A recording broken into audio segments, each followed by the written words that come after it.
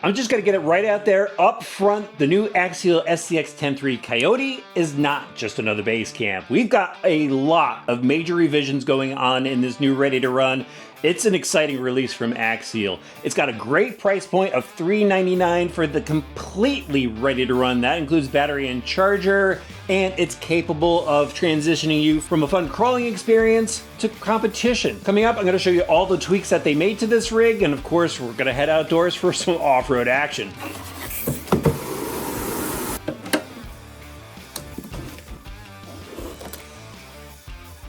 Here's the SCX10III Coyote out of the box, and you can instantly tell which one is a ready to run and which one is a ready to run plus. The Ready to Run Plus has a gold body. That means it comes with the battery and charger, AA's, and then the Ready to Run doesn't come with the battery and charger. You're gonna have to purchase that separately. Now, the body itself is from Proline. We've seen the Coyote body before. Kind of interesting that they kept the name, seeing that Charisma has a Coyote scale truck as well. But again, this is named after the body itself, so I can understand why they rolled with it. Odd to change it, seeing that it's already out there and available. But they did make some tweaks. They have this molded hood bump, and that's part of the body mounting system. So you can see no body clips, which is absolutely awesome. And then in the back here, they have this little pull tab, and what that does is it releases the clasp underneath and it pops the body up and out. It just slides right out. Pretty easy. To be honest with you, it doesn't weigh that much. Being a comp truck, I was worried that maybe a little bit of extra weight up high would be a little bit too much for it, but seems fairly light. Obviously, the rest of it is Lexan, that is decal from the factory. Not exactly happy that they went and painted the windows. You could go through the process of taking off the paint yourself if it really worries you, but back to the body itself, pinched in the front, dovetailed in the rear, so just what you want out of a comp style body. No clearance issues. Definitely like the stubby bumpers front and rear. The front is open, so it'll allow a winch line to come through.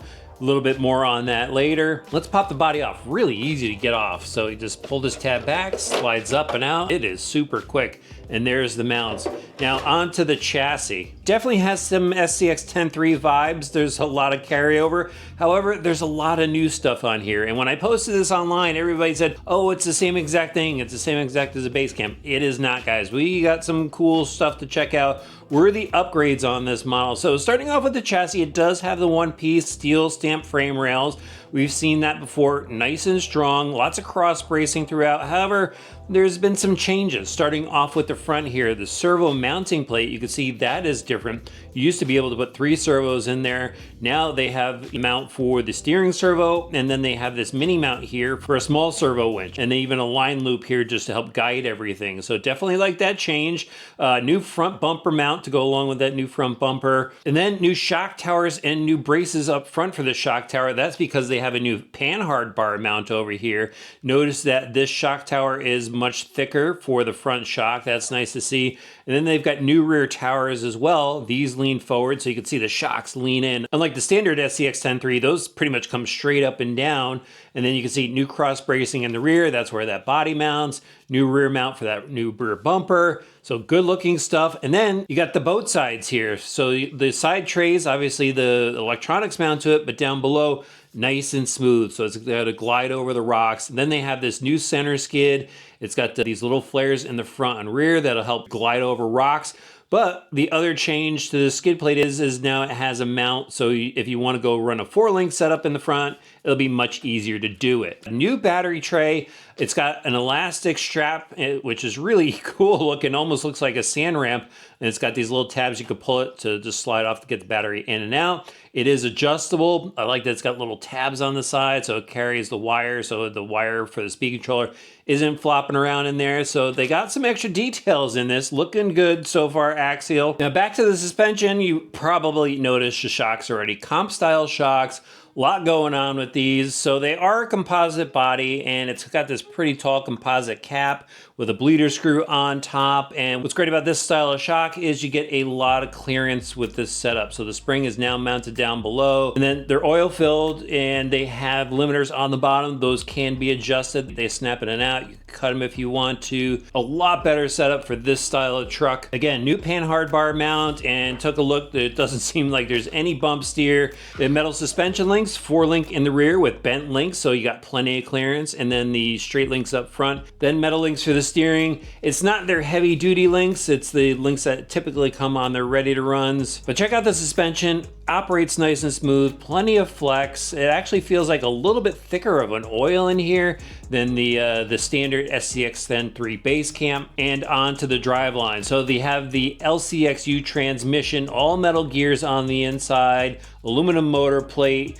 The spur gear is fixed, so there's no slipper clutch in there. And then they got the wild boar drive shafts. This kind of stuff we've seen before. Seal ball bearings throughout, and then a change to the axle from what I could tell. So you now have the slanted diff covers. This is gonna help this section slide over the rocks much better.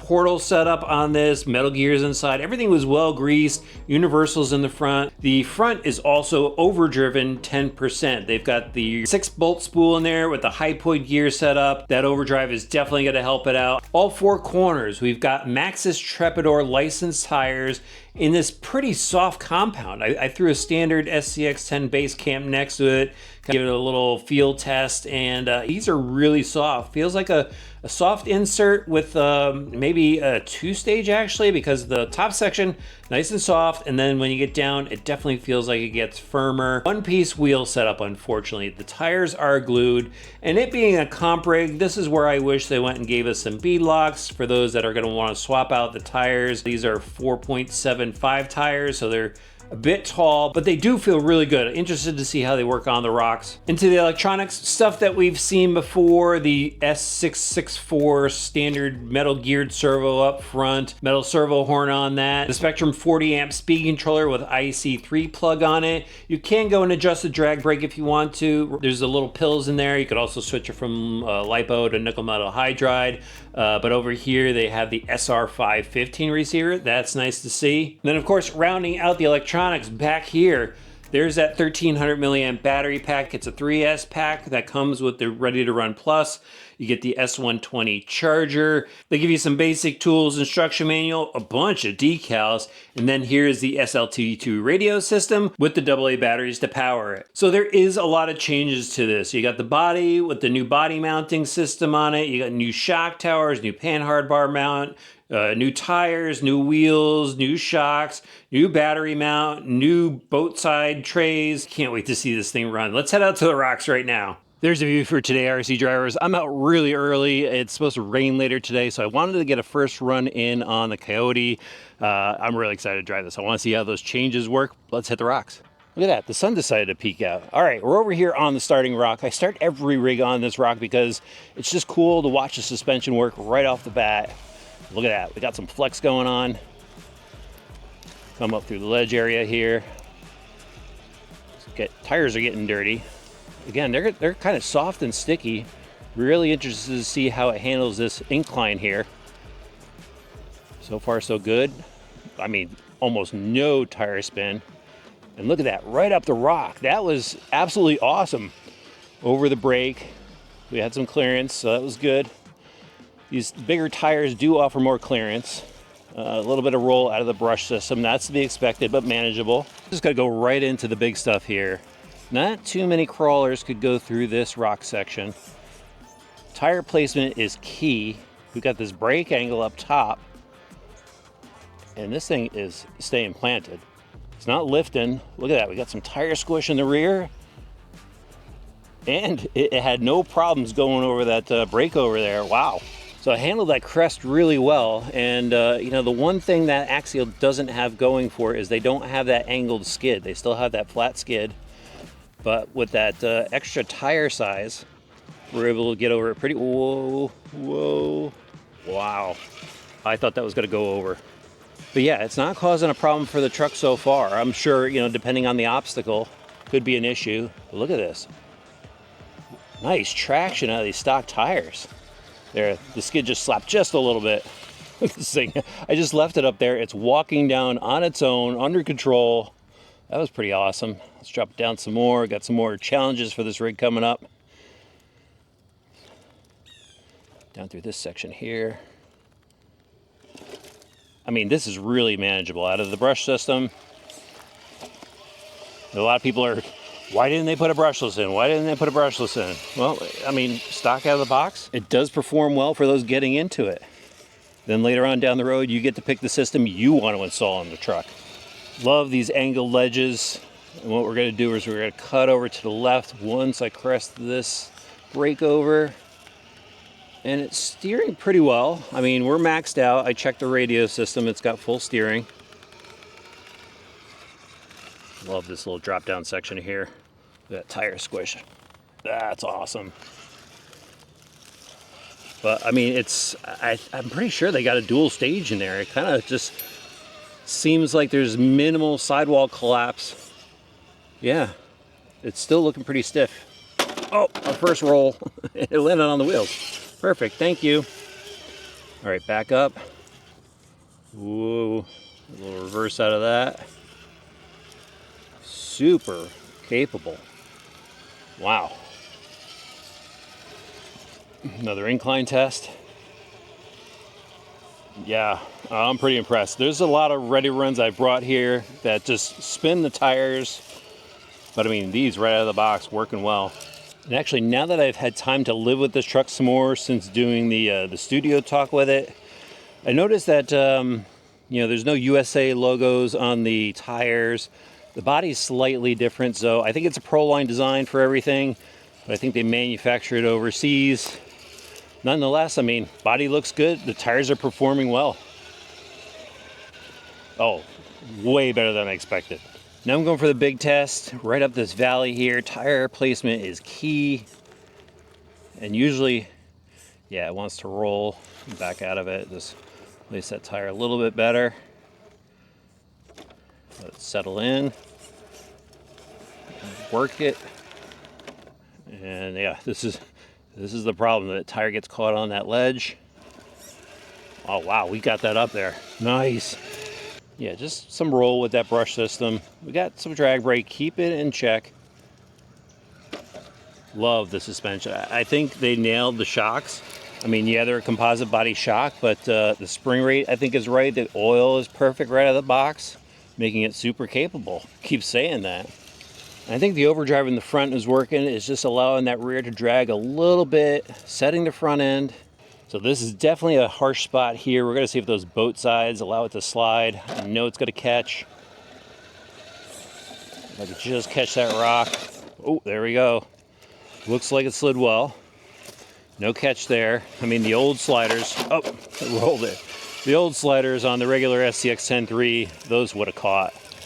The Ready to Run Plus, this truck right here is $399.99, and then you can get it without the battery for $349. I think it's a pretty good value for this Axial rig. Yeah, it's got a brush system, and it doesn't have that angled skid, but everything else, I think it's going to get you into crawling, no doubt, successfully. And then, yeah, I think it's a good rig for transitioning into comp driving. Well, guys, I lucked out. The sun is still out. I know the rain is coming, but I still managed to get in a first run on the Coyote, and I'm pretty impressed with this. I've driven a bunch of SCX10IIIs.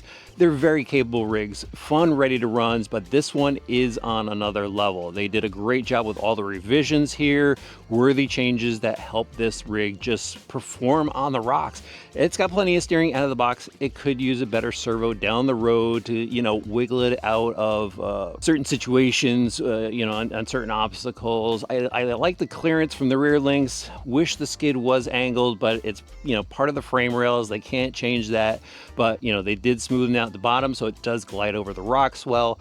Tires have plenty of traction. Yes, they're a little big, but for those getting into crawling, they're going to be perfect. You know, manageable throttle. The brush system works fine. Again, upgrade it later on down the road if you want to with the system that you choose. I think this is a pretty good value. I like the body system on it. Pops off really well. Could maybe use some flashier colors on it, but you know, if you want, go grab a body, paint it up. All part of the hobby, all part of comp driving too, if that's your ultimate goal for this. I think it's a great starter rig. If you gotta have one, I'll have a link in the video description below, or visit your local hobby shop, and we'll see you back soon for some more RC Driver videos.